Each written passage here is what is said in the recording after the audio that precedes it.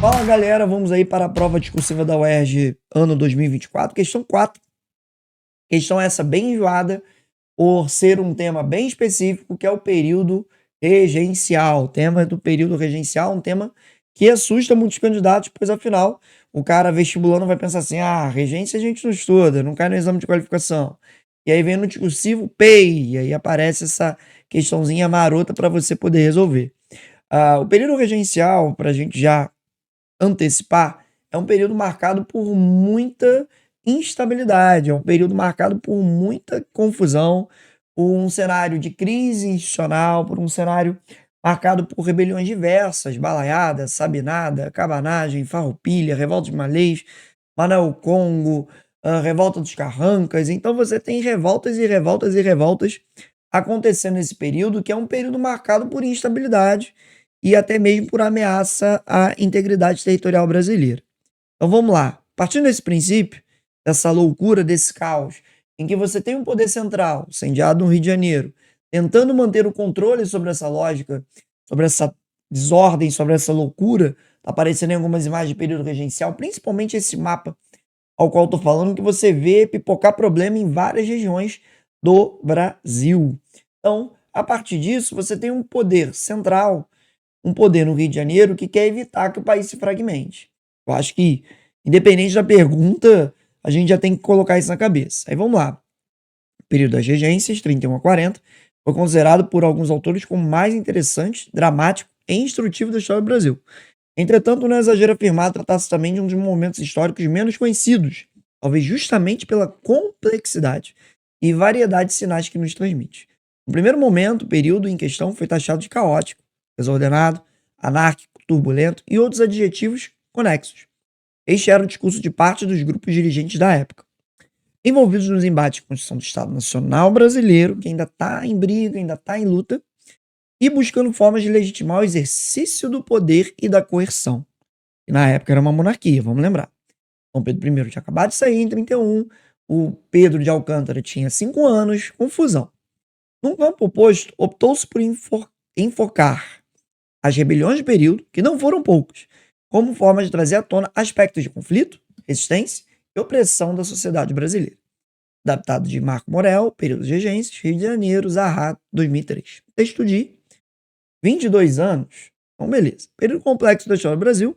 As interpretações sobre as regências ainda são marcadas pela reprodução de interesses e projetos políticos dos grupos dirigentes da época.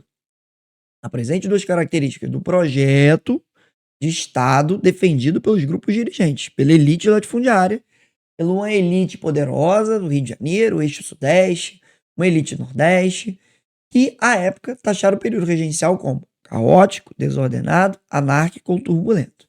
Gente, primeira parte é uma questão fácil. Se você pensa em história do Brasil, em Brasil Império, onde você tem uma sociedade marcada pelo poder agrário, por um poder ligado ao açúcar, ligado à propriedade de terras. Aqui está crescendo a ascensão, uma elite do café do Vale do Paraíba, está começando a surgir, começando a despontar.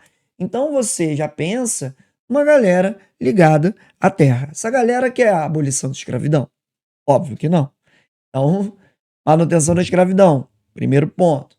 Manutenção de uma monarquia, porque afinal, se eu botar uma república, pode dar uma maluquice, pode dar uma população querendo ir, eu quero república, eu quero o povo, a massa no poder, eu não quero isso. Eu quero manter privilégios, não à toa, eu fiz a independência do Brasil, com Dom Pedro I, manter uma monarquia. Então, eu tenho que pensar isso com cuidado. Tem que pensar, vou manter a monarquia em voga. Uma centralização. E como mostrou o mapa, tá aparecendo de novo, pipocou problema em vários lugares, ameaça a unidade territorial, ameaça a essa unidade brasileira. Então, eu tenho que centralizar. Eu tenho que ter uma autoridade em cima disso. E também isso acompanhado por uma centralização política que emana da onde? Do Rio de Janeiro, onde eu estou. Então você emana isso, emana essa ideia do Rio de Janeiro, dessa centralização. A sede do poder imperial está aqui. Importante pensar também que as diversas revoltas vão ser vistas como um carro revolucionário que precisa dar um freio. E esse freio vai vir principalmente para Araújo Lima a partir de 1837, quando ele vai se autoproclamar o regresso.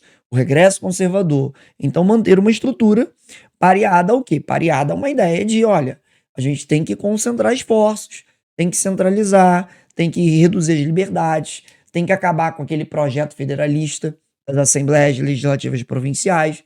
Então, você tenta coibir essa liberdade federativa que tentou se implantar, colocando um poder central forte. Primeira parte está respondida plenamente. Em seguida, cite duas revoltas ocorridas no período regencial que em si surgiram contra esses mesmos grupos dirigentes. E aí a gente pode citar as grandes revoltas, né?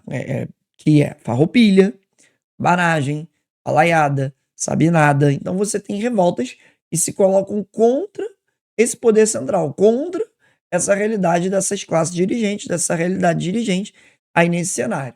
As revoltas escravas, carrancas, malês, então essas revoltas fazem parte desse contexto. Então, assim, você tem várias revoltas que você consegue citar, e aí eu tenho uma questão com 2 comandos, eu respondi plenamente 2 comandos, e basicamente é isso, beleza? Daqui a pouquinho a gente vem com a questão 5, né? É isso, aquele abraço, tamo junto.